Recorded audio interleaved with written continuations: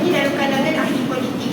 Sehubungan dengan itu, generasi muda perlu dipupuk dengan semangat perpaduan supaya mereka dapat menerima pelbagaian budaya dalam kalangan masyarakat.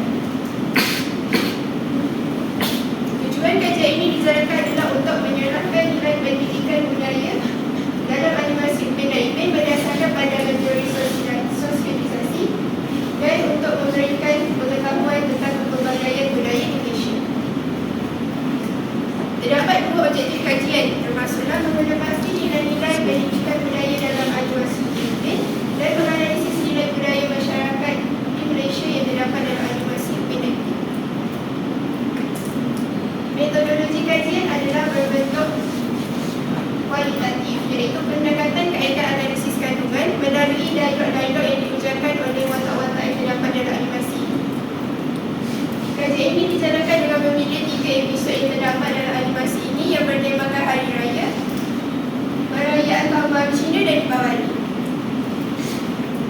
Seterusnya, dapatan kajian. Terdapat nilai kepercayaan, pendidikan dan budaya dalam perayaan berbilang kaum. Contohnya dalam episod Raya Penuh Makna, dalam babak yang ditunjukkan, Tok Dalang sedang memberi penjelasan mengenai puasa, iaitu puasa bukan sahaja mengajar kita untuk menahan lapar dan haus, tetapi juga mengajar kita untuk menahan hawa nafsu. Jadinya kita tidak boleh menjadi tamak. Seterusnya, dalam episod Pesta Cahaya dapat dilihat barang-barang kita atom telah jatuh, angka mutu telah jatuh, menyebabkan dia tidak dapat menyambung perayaan Deepawali dengan sempurna. Seterusnya, perayaan Musim Fajar, iaitu angka atom sedang menjelaskan tentang raksasa yang berwarna merah yang dikatakan sebagai Nien yang boleh dihalang menggunakan pakaian yang berwarna merah